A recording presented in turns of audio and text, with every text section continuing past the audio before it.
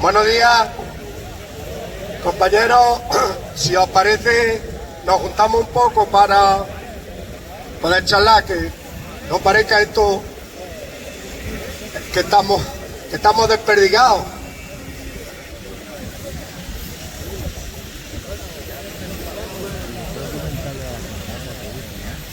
Bueno, en primer lugar y muy importante, hacer una especie de repaso o balance de la manifestación en la que estuvimos el sábado, que como sabéis correspondía a una serie de manifestaciones convocadas en todas las capitales de provincia andaluzas, en las 8, en defensa de la sanidad pública, fundamentalmente con motivo de la publicación del decreto aprobado por el gobierno de Juan Manuel Moreno Bonilla, que pone precio y abre la puerta a que las consultas de atención primaria sean atendidas por médicos de empresas privadas, de la medicina privada. Es más, incluso abre la puerta a que las instalaciones, medios, y ojo, otra cuestión, yo nunca lo he mencionado aquí, pero tiene su importancia, no lo he mencionado por olvido, incluso los historiales médicos de cada uno de los usuarios queden a disposición de las empresas privadas que van a prestar los servicios. Tiene su importancia y conviene considerarlo. Pensemos que tiene eso más importancia también de la que parece. Pues bien, sabéis cómo se ha ido gestando este movimiento de rechazo, este movimiento de decir al gobierno de la Junta de Andalucía, decir que la población, que la ciudadanía, que los usuarios de la sanidad pública andaluza estaban en contra de ese decreto. Ha sido una reivindicación doble, una reivindicación como reacción a ese intento de recorte, pero también por contra, poniendo en la otra parte de la balanza lo que se necesita. No solo se necesita reaccionar en contra de ese intento de privatización, sino también se necesita mejorar y ir acabando con el deterioro que está sufriendo la atención sanitaria, en concreto la atención sanitaria primaria, pero no solo eso. Pues bien, decía el balance y la impresión, todos habéis visto noticias en prensa, en todos sitios, el balance es que ha sido un éxito. Las manifestaciones han sido un éxito. Esperemos a ver cómo reacciona el gobierno de la Junta de Andalucía. Haría bien Juan Manuel Moreno y la consejera de consejera de Salud, harían bien en escuchar la voz de la gente, que se le ha dicho alto y claro este sábado en las manifestaciones en las calles de Andalucía. Haría bien en escucharlo. Sabemos que puede que no acabe aquí las movilizaciones, pero la primera piedra del rechazo y de la reacción, y de que se va a producir una defensa de la sanidad pública y una defensa del sistema público de sanidad, la primera piedra está puesta. Haría bien el gobierno de la Junta de Andalucía, haría bien en tomar nota y rectificar. La rectificación va en dos sentidos. La rectificación más inmediata, que la puede hacer ya, que la debe de hacer ya, es retirar ese decreto que pone precio a que se atienda la sanidad y la atención primaria por la medicina privada. Primera y principal, retirar ese decreto, porque sabéis, habéis visto las declaraciones. Si no lo vamos a hacer. Bueno, si no lo vas a hacer, ¿por qué lo pones? Si no lo vamos a hacer, yo qué sé, es que parece muchas veces que nos tratan también como a críos.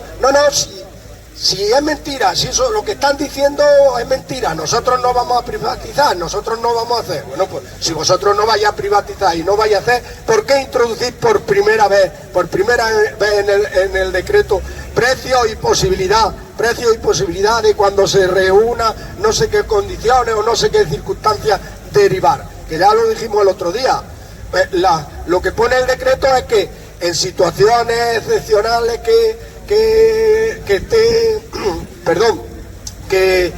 haya como diríamos colapso o mala atención, que podría ser la actual, porque si no es un retraso o un colapso en la atención, que te den cita para tu médico de primaria a los 10 días, esta podría ser fácilmente una de las circunstancias en las que el decreto recoge que se podría atender desde la sanidad pública. O sea, perdón, desde la sanidad privada las consultas de atención primaria pública. Pues bien, decía, la reacción que esperamos y la que cabe esperar y la que la ciudadanía andaluza cabe esperar y está exigiendo es, en primer lugar, la retirada de ese decreto y la retirada de esa posibilidad. Pero en segundo lugar, no se nos olvida y no se nos debe olvidar y no se nos... Yo creo que la gente ya está empezando a reaccionar, somos de espoleta lenta, la gente está empezando a reaccionar. En segundo lugar, es que no se puede mantener la situación actual de la atención primaria, es que no se puede mantener la situación actual de toda la sanidad andaluza, no solo de la atención primaria. Es que estamos, por desgracia, acostumbrados a listas de espera para consultas de especialistas, a listas de espera para intervenciones quirúrgicas, pero es que nunca han estado tan largas, es que nunca se han prolongado tanto esas listas y esa lista de espera, esos retrasos en la atención, esos retrasos en la consulta. No se puede normalizar y no se puede naturalizar un deterioro cada vez mayor y cada vez progresivo de la sanidad pública andaluza. Y eso es lo que se le dijo este sábado al gobierno de la Junta de Andalucía, y eso es lo que esperamos que sea el inicio de reacción por parte del gobierno, si de verdad piensan y si de verdad creen y si de verdad están convencidos de lo que dicen, de que ellos van a cuidar la sanidad pública, que ellos apuestan por la sanidad pública. Eso se demuestra con los hechos, lo que no se demuestra es caminando en el sentido contrario, en el sentido de debilitarla, en el sentido de privatizar una parte o abrir el camino para la privatización de una parte, en el sentido de justificar las privatizaciones. Fijaros las noticias, se han aumentado, es que todo coincide para formar un conjunto escandaloso. Con la excusa del COVID se han aumentado en 244 millones de euros los concedidos a contratos, a cesiones o concertaciones con clínicas y empresas privadas de la salud. Los contratos los llaman ADEO, los contratos con menos controles, que eran unos contratos excepcionales con motivo del COVID, se han estado prolongando hasta hoy, hasta hace 3 días. Es más, está vigente hasta junio está vigente la orden de la Junta de Andalucía de seguir haciéndolos por ese método. Un método carente que carece de muchísimos controles. Un método de adjudicación más directa, donde es más opaco seguir las condiciones y los criterios por qué se ha otorgado o no se ha otorgado ese concierto a determinadas empresas y a determinadas clínicas. El conjunto camina en el sentido contrario al que nos dicen. No se cansan de decirnos, no, más inversión en la sanidad, nosotros apostamos por la pública, nosotros no vamos a privatizar la pública. Claro, si solo atendemos eso, nos quedaríamos más tranquilos, pero es que no tenemos, la experiencia nos demuestra y los hechos lo que nos demuestran es que caminan en el sentido totalmente contrario. ¿Cómo te vamos a creer cuando sale en prensa, cuando sale en televisión decir, no, si nosotros no vamos a privatizar la pública? ¿Pero qué pruebas está dando eso? Si las pruebas que estás dando son totalmente las contrarias. Ya lo decíamos el otro día, es que parece que Juanma Moreno, el moderado, nos toma por tontos, nos quiere tomar por tontos. Y sí, y vamos a asistir todos estos días, lo sabéis, vamos a asistir a declaraciones de cargos públicos del gobierno, otra vez diciendo que ellos no van a privatizar la pública. Pero si estáis dando los caminos hacia eso, ¿es que nos tomáis por tontos? Si los caminos que estáis dando es hacia esa privatización, hacia una parcela cada vez mayor de concertación con clínicas y empresas privadas. Si los caminos que estáis dando son esos, luego, ¿qué queréis? ¿Convencernos de lo contrario? Pues bien, esta, como decimos, cabe esperar la reacción del gobierno y esperemos también que sea un punto, como decía, de inflexión, de que la ciudadanía entienda, todos entendamos como usuarios, que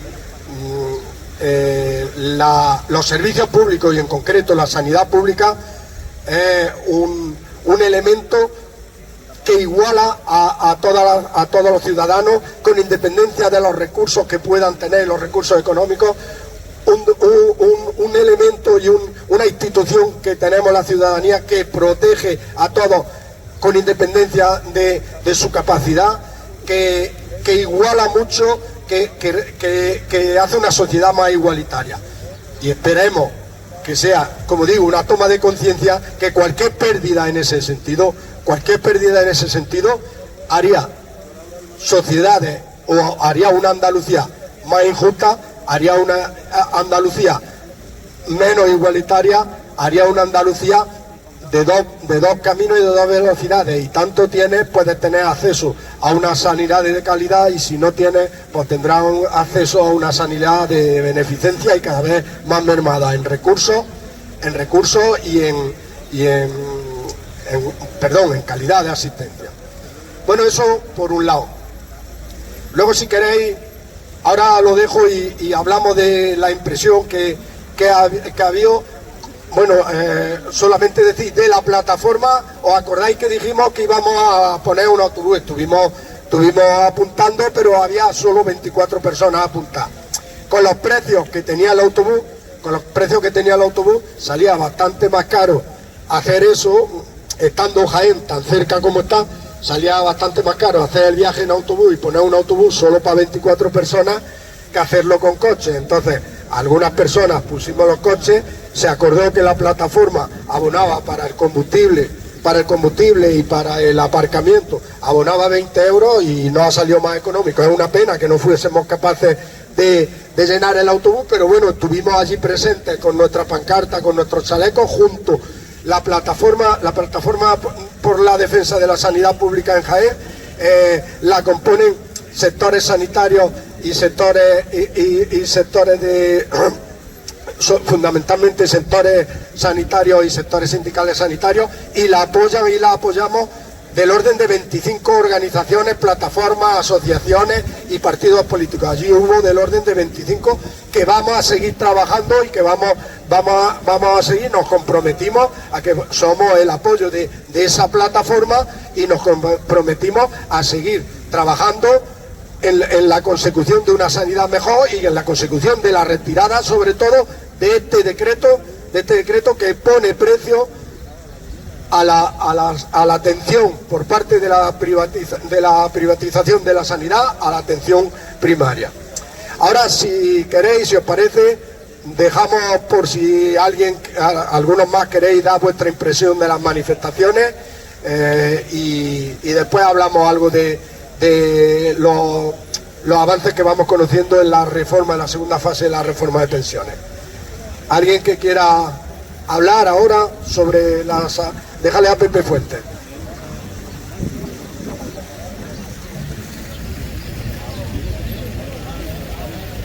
Vamos a ver, primero hacer una aclaración, porque el tema es grave y no conviene frivolizar con esto.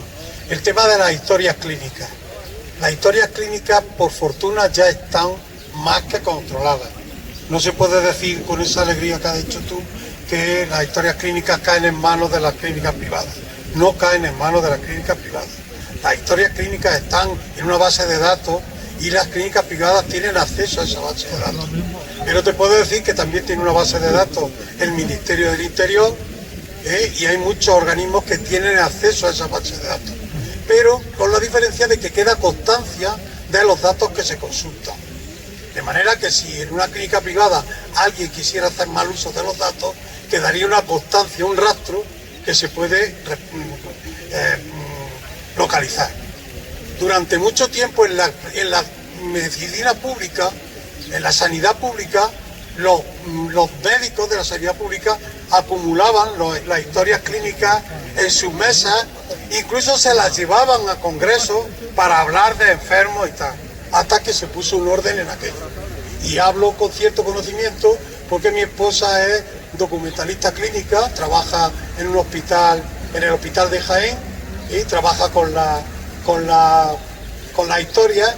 Ella fue durante mucho tiempo jefa del servicio de documentación y os puedo decir que en un momento dado cuando no había digitalización, todas las historias se metieron en un edificio que estaba en ruinas y hizo falta, y entonces se vigiló, se puso vigilancia en ese, porque estaba terminantemente prohibido por el peligro que nadie entrara allí, y ella como responsable tuvo que entrar para buscar una historia porque era necesario. Es decir, cuidado con estas cosas que son muy serias y no podemos lanzar cosas que no son del todo exactas.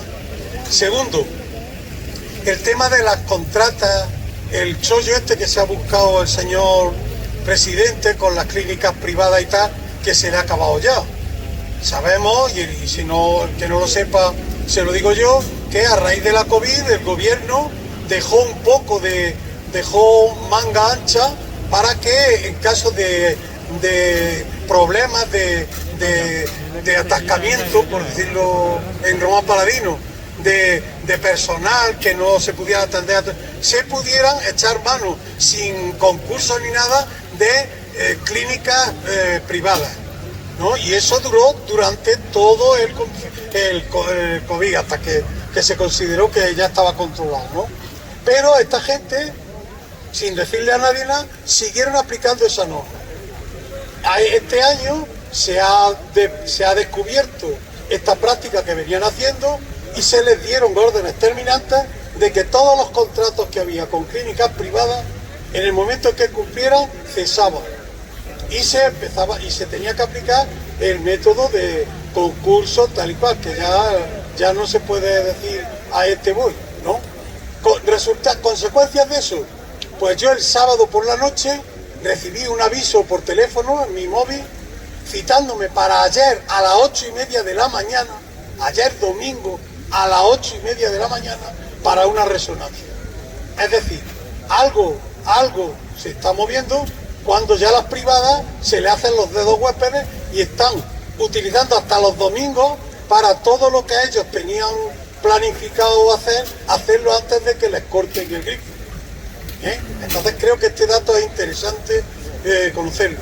Todo esto sin negar en absoluto, porque es verdad que el mecanismo que está utilizando la derecha y los lugares donde ella controla es quitarle medio a la sanidad privada para justificar el uso de la sanidad pública como los bomberos que vienen a apagar el fuego. Eso por supuesto. Pero era aclarar estos puntos, nada más. ¿Alguien más? Bueno, que acepto la aclaración y aprendo de la aclaración. He leído la disposición, lo habréis leído vosotros también, la disposición de los datos clínicos por parte de la empresa privada, cosa que por supuesto es lógica. Si empiezo a derivarte pacientes, te tendré que decir qué patologías tienen. Y he leído en prensa eso, pero es una aclaración mucho más exhaustiva y con mejor conocimiento de hasta dónde llega la disposición de esos datos. Sí. No, reconozco que con total desconocimiento y las cosas cuando te las explican bien pues llevan razón. Sí,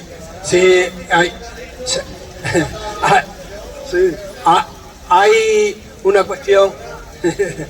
Sí. Sí, Gabriel, mira, si lo que dice Pepe, vamos a ver, digo por si sirve solo por aclarar. Lo que dice Pepe, que lo mismo en... Sí, digo lo mismo, vamos a ver. Digo lo mismo en eso que en cualquier cuestión, sujeta, a la ley de protección de datos. Pues claro, el que use datos va a quedar un rastro de para qué lo usa. Sí. Bueno, vamos a ver. Buenos días. Yo estuve en la manifestación y traté de hacer lo más que se podía allí. Y era fundamentalmente a ver si llegamos a más, porque en la reunión previa a la que acudimos representando a los pensionistas, hablábamos de darle más estabilidad a la marea blanca, porque este es un problema de largo alcance y que no se va a solucionar con 2 o 3 manifestaciones de este tipo. Incluso es muy conveniente que cuando la marea blanca se constituya con una cierta estabilidad y formalidad, sepa dónde nos duele el zapato completamente. Entonces, una de las ambiciones que yo tenía el sábado allí era acercarme paso por paso por la gente que estaba allí pidiendo que la sanidad se nos va. Y a algunos de ellos simplemente les dije que, a ver, cuando vuelvan a estar en el poder, si se acuerdan de lo que gritábamos el sábado, porque desgraciadamente la puerta a Juanma no se le abrió nada más que quienes estaban antes. Y es muy conveniente, y la culpa no es solamente del gobierno anterior, sino de la ciudadanía en general, que estamos en nuestra casa tan tranquilos mientras nos están robando. Y ese es el grave problema, que no nos acordamos nada más que cuando vienen los desastres. Y los desastres se estaban incubando completamente en nuestra cara. Y lo hemos dejado estar, y es en lo que estamos. Que a veces la política solamente se remueve casi cuando hay elecciones. Cuando no sabemos o cuando no se debe olvidar que la política hay que hacerla todos los días. Todos los días, y que la gente sepa en cada momento de qué programas se están aplicando o dejando de aplicar, porque hay reuniones entre la gente, entre fuerzas políticas, que se dice que antes de negociar y que queremos luchar, que se repartan los sillones. Y ese es el grave problema donde estamos, que no queremos entrar al problema como está, porque nos quedamos en nuestra casa y delegamos a ver si esos que son los políticos se entienden. Y no queremos saber que políticos somos todos, que lo que hacemos es delegar en quien llega y no queremos saber nada. Y este es el grave problema, que no queremos entrar a qué película estamos asistiendo. Entonces, aparte de lo que decíamos ayer, pues íbamos insistiendo no solamente en saber los entresijos que efectivamente Pepe está diciendo, sino mucho más. Exactamente cómo y cuáles son incluso las competencias municipales, cómo se puede obligar a la gente a que haga programas claros de qué se quiere en determinado momento y hacia dónde se quiere ir, porque hay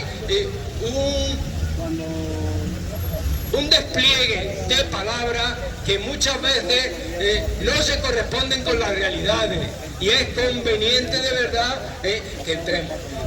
Y si algo importante puede sacar de esto es que la marea ciudadana, que puede ser la marea blanca con el tema de la sanidad, puede ser también la marea verde, que desgraciadamente en Madrid el dinero que debieran de destinar a la educación pública la tienen destinando a la escuela privada y concertada.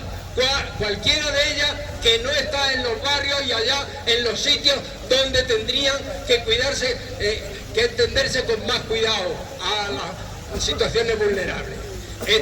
De verdad, estamos, incluso ahora mismo que estamos en un proceso electoral, yo pido a cada cual que reflexionemos más a fondo en lo que está pasando y que seamos capaces siempre de apartar el grano de la paja, que desgraciadamente está muy revuelto.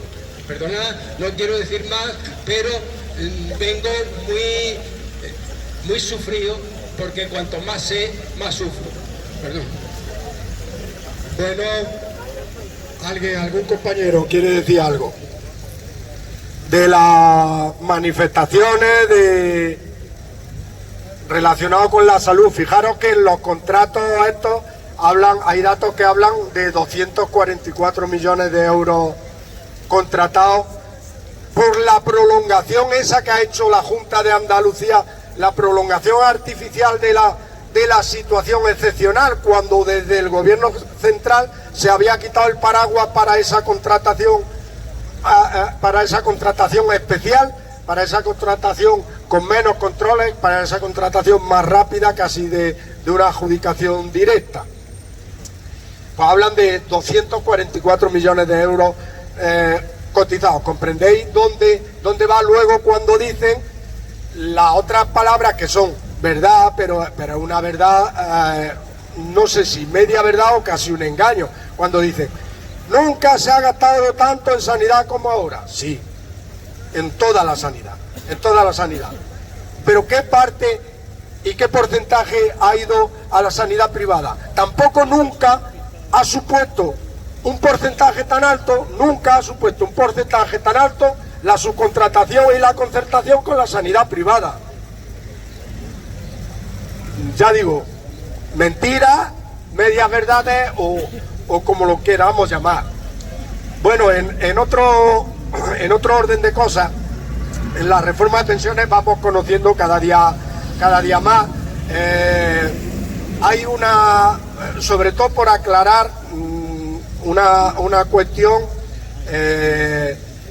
Dijimos que recogía esta segunda fase de la reforma, recogía bastantes medidas que caminaban en la buena dirección de dotar de más recursos a la seguridad social y también de reconocer algunos derechos a situaciones de colectivos que hasta ahora venían sufriendo pues, podemos decir, merma o injusticia en sus pensiones, cosas que son bien recibidas. Decíamos que había dos cuestiones negativas. Una, la del aumento de los 25 a los 29 años, aunque eliminando los 24 meses peores, que al final se convierte en 27, aunque lo habían suavizado mucho, como hemos dicho. Se ha suavizado muchísimo porque hay un periodo de implantación de 20 años y en 20 años tiene una posibilidad dual de elegir o los 25 años actuales o los 27. Evidentemente, por eso decimos se ha suavizado mucho, evidentemente la persona que elija la nueva fórmula de elegir los 29 años últimos eliminando los 24 peores meses es porque le conviene más que los 25 actuales. Entonces eso supone incluso una mejora sobre los 25 actuales, pero no hay que olvidar que esto es como una patada adelante. Hemos aplazado, pero al final en 2044 entra en vigor, y cuando entre en vigor habrá personas hasta a las que les va a beneficiar. ¿Por qué? Porque le coge los últimos años a lo mejor de una carrera irregular de cotización, con lagunas en la cotización, con periodos en desempleo, con periodos en contratos más precarios, pero hay otras personas que tal vez tengan una carrera más lineal de cotización y al cogerle 2 años más algo le va a perjudicar. Eso no somos ajenos, y además supone precisamente ahondar en los 25 años cuando veníamos ya de 15 años y estábamos intentando y reivindicando volver a los 15 años anteriores, porque entre los 15 y los 25 que entraron plenamente el periodo completo entró plenamente en 2022 entre los 15 y 25, calculan que simplemente por ampliar ese periodo de cómputo, calculan que de media las pensiones iniciales han sufrido un 5% de merma, un 5% de rebaja. Bueno, pues bien, decía, esa medida y una segunda medida, que es donde quería aterrizar y donde quería recalar. A partir de ahora, con la idea de fijar el gasto en pensiones y ponerle un límite al gasto en pensiones, lo que ellos llaman gasto en pensiones, que nunca lo llamamos nosotros gasto, pero desde las administraciones se llaman gastos y ya de entrada se ve como una parte negativa, mientras menos gastes mejor, y nunca lo llamamos gasto, lo llamamos reconocimiento de derechos. Bueno, pues la idea de limitar al 15% del Producto Interior Bruto,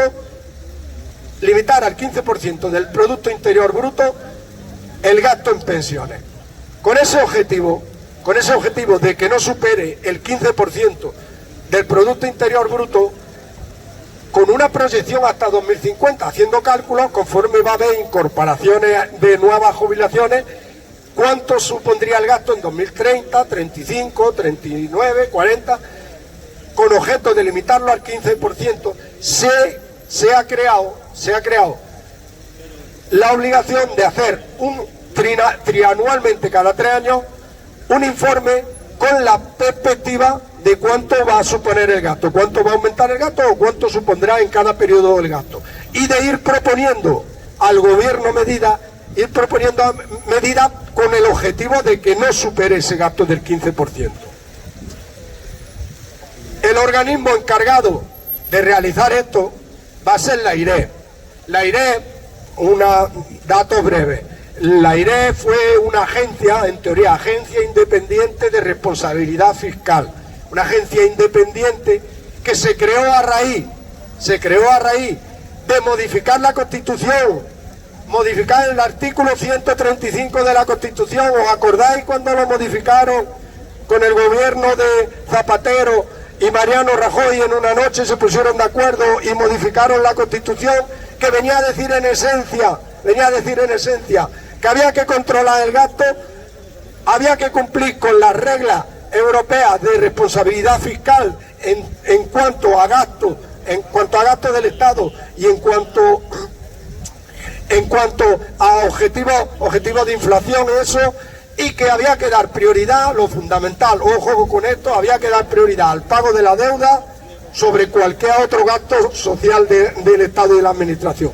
Pues bien, se creó este organismo, la IREF, ya lo digo, Agencia Independiente de Responsabilidad Fiscal, para que fiscalizara que se cumplía esa regla de gasto.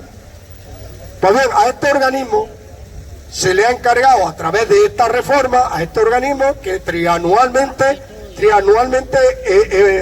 realice un estudio y presente informes al gobierno. Dos cosas sobre este organismo. Primera, independiente. ¿De quién es independiente? Es que parece que esa palabra, ¿independiente de quién? ¿De quién es independiente? Todas las personas que componen ese organismo a lo mejor son independientes de los trabajadores, son independientes de las clases populares, pero son dependientes de que tienen mucha relación con una fundación de fondos de pensiones, o son economistas que tienen mucha relación con las compañías aseguradoras de pensiones. Entonces, independientes, ¿de quién son independientes? ¿De quiénes son independientes? Mucho ojo con estas cuestiones y con estos organismos teóricamente independientes. No es un organismo de la administración, en teoría es independiente. Y que se creó, por eso he querido decir el origen y para lo que se creó. Se creó para que se cumplan las reglas impuestas desde Bruselas de contención de los gastos, fundamentalmente de los gastos sociales y de los gastos públicos. Y de darle prioridad a los recortes y a la devolución de la deuda cuando los bancos centrales europeos hacen préstamos y esas cuestiones. Mucho ojo con eso.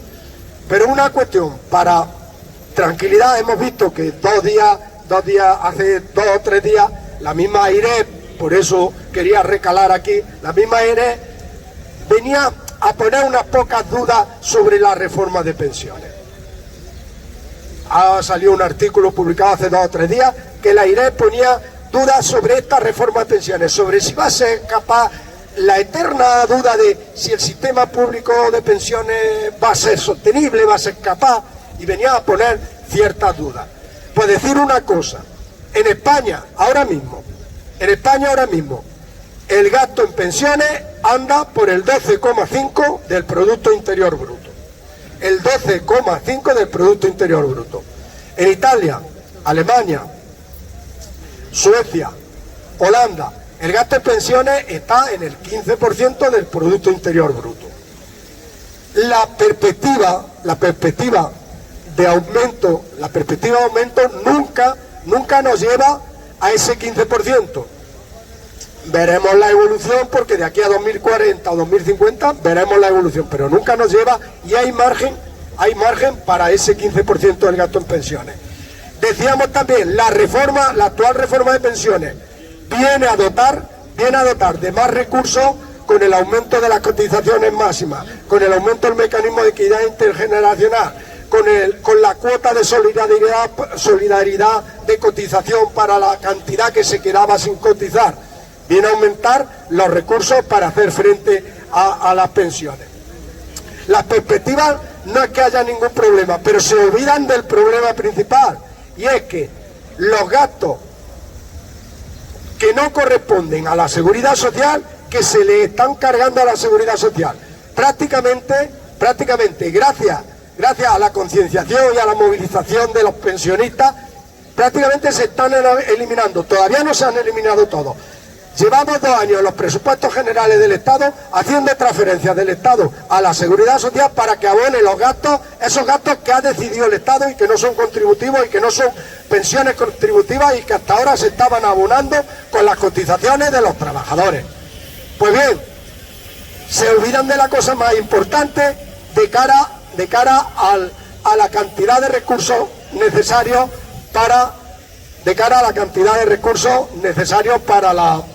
para hacer frente al gasto en pensiones. Y es la realización pendiente de la auditoría de las cuentas de la Seguridad Social para evaluar todos los años atrás que se ha ido soportando ese gasto, cuantificar a lo que ha ascendido ese gasto y establecer la forma de revertir ese gasto a la Seguridad Social para que haga frente a sus compromisos. Pero bueno, no hay que olvidar, lo digo, pues esto ya es que como lo hemos repetido muchas veces, pero es importante, se olvidan de esa cuestión, pero no hay que olvidar que es peligroso poner un tope fijándose solo en los gastos. ¿Por qué? Porque el tope puede ser el 15, podría ser, ¿por qué no puede ser el 16? Va en la voluntad política de un Estado de entender que las pensiones son las que redistribuyen la riqueza, las que garantizan una vida digna a las personas mayores en los últimos años de su vida, y va en la voluntad política de cumplirlo y de destinar recursos a eso. En el caso, nos estamos poniendo en un caso hipotético de que hicieran falta o de que hiciesen falta. ¿Por qué el 15 y no el 16? ¿Por qué no el 16? ¿Por qué no se sufragan desde el Estado esa cantidad que coyunturalmente se pudiera necesitar? Es un peligro y no hay que olvidarlo, y por eso, como ha salido también en la prensa, las dudas que establece este informe de la AIREF, ahora mismo se ha quedado de presidenta, me parece que es el nombre de presidenta. Pues fijaros una cosa curiosa, el anterior presidente de la AIREF es nuestro ministro de Seguridad Social ahora. José Luis Escrivá fue el anterior presidente de la AIREF, ahora está de presidenta la que era su vicepresidenta o algo así, y es la que se ha quedado de presidenta. Tenemos ese peligro, pero ese peligro tiene una contestación grande y se completa con lo que hablábamos el otro día. En España, las cotizaciones sociales de las empresas están en el 28%. En la media de muchísimos países de nuestro entorno, las cotizaciones están en el 34%. Hay margen de cotizaciones, no estamos en la peor de las situaciones como para lanzar alarma, como intenta lanzar este organismo, la AIRE. No estamos en ninguna situación, de peligro del sistema público de pensiones. Yo diría que al contrario, el sistema público de pensiones, en la medida que se dedican los recursos simplemente a pagar, los recursos de cotizaciones simplemente a pagar pensiones contributivas, que son lo que se destina, está equilibrado, se equilibra el sistema.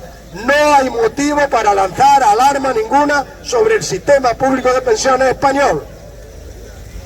Y como decía, esta reforma tiene y ha tenido medidas positivas que alabamos y que caminan en el buen sentido.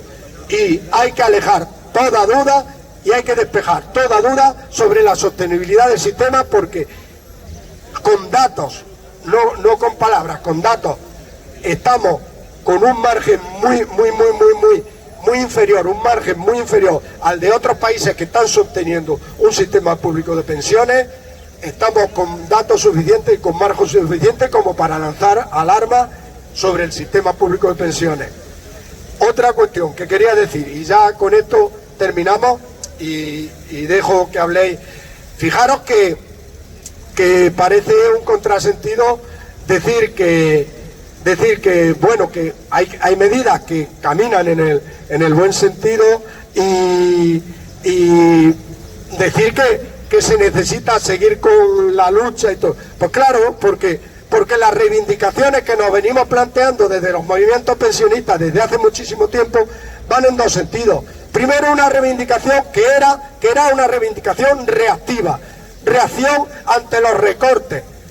Se han conseguido quitar algunos recortes, pero hay una lucha propositiva, y la lucha propositiva es mejorar algunas cuestiones de pensiones mínimas, mejorar el sistema público de pensiones y que no se intente introducir privatización bien de alguna parte de él con los sistemas y los planes de pensiones privados de empleo de empresas. Entonces, las cuestiones, mejorar pensiones mínimas, mejorar pensiones no contributivas, las cuestiones propositivas no están recogidas. Las cuestiones reactivas se ha conseguido parar parte de los recortes. Fijaros lo que está pasando en Francia. Hay gente que con la reflexión de la lucha y las movilizaciones por las pensiones en Francia en contra de la reforma que está haciendo el gobierno de su presidente Macron, hay gente que dice, ojalá nosotros estuviéramos así. Todas esas movilizaciones son porque la principal medida es que le van a aumentar la edad de jubilación de los 62 a los 64 años. Y nosotros pensamos que estamos aquí en 67 y decimos, ojalá que estuviéramos así. No hay que mirarlo desde esa perspectiva. Esa reacción que está pasando en Francia, esa es de lo que acababa yo de hablar ahora, la califico de lo que yo acababa. Es una movilización reactiva. Ellos tienen su sistema público de pensiones parecido, porque es un sistema público, es un sistema de reparto, es un sistema que con las cotizaciones de los actuales trabajadores se pagan las pensiones actuales, y con las cotizaciones de los siguientes trabajadores se pagarán las de los que están ahora cotizando. Es un sistema parecido, pero tiene sus características distintas. Y tienen su jubilación, ellos tienen su jubilación en 62 años. Si la reforma lo que pretende es aumentarle la edad de jubilación, le pretende hacer recortes. Y están reaccionando en contra de los recortes. Ellos no se pueden hacer la idea, ni se tienen que hacer la idea. Bueno, es que el sistema público de pensiones en España está como... Ellos se hacen la idea de su sistema público de pensiones. Y esta reforma les recorta su sistema público de pensiones. Y están reaccionando y están luchando, ejemplarmente diría yo. Están luchando ejemplarmente. Nos convendría a nosotros aquí en España y a muchos estamentos aquí en España, por estamento me refiero a colectivos sociales de sindicatos, colectivos de estudiantes, nos convendría aprender de esas reacciones y aprender de esa lucha. Y en cierto modo, en esa lucha estamos todos, y de esa lucha nos beneficiamos también todos, ojo, de esa lucha nos beneficiamos también todos. De esa lucha toma conciencia los organismos europeos que quieren imponer sus teorías liberales de hacer cada vez más estrechas las pensiones públicas para que quede espacio para las pensiones privadas y para el negocio privado en pensiones. Esa lucha, como digo, a mi juicio, por lo menos para mí, es ejemplar. La apoyamos, la deberíamos de seguir apoyando. Se está jugando mucho. Como sabéis, el gobierno de Macron lo aprobó por decreto. Allí tienen otra legislación, por un decreto que no requiere siquiera la ratificación en el Congreso, en el Parlamento, porque resulta que preveía que no tenía el apoyo suficiente y lo aprobó por decreto. Está todavía sufriendo las consecuencias, huelgas, movilizaciones, y veremos a ver en qué queda esto. Esto no ha acabado, y veremos a ver en qué queda esto, porque está debilitando muchísimo las posiciones del gobierno que pretende recortar las pensiones. Bueno, y me callo, no me extiendo más, y bueno, si queréis hablar de esta cuestión, de la sanidad, de cualquier otra cosa, pedid la palabra y lo decís. ¿Alguien quiere hablar más? Bueno, una cosa que no se me olvide, que luego, la última vez que había un lunes festivo que no lo avisamos, y algunas compañeras o compañeros se acercaron a la concentración el lunes y no estábamos. El lunes que viene no tenemos solicitado autorización para la concentración porque son días de fiesta y no vamos a hacer la concentración. La próxima concentración la hacemos el lunes 10 de abril, ¿de acuerdo? Si queréis decir algo, y si no, pues gracias a todas y a todos por vuestra participación, vuestra presencia, y el lunes 10 de abril nos volvemos a ver aquí, ¿de acuerdo? Muchas gracias.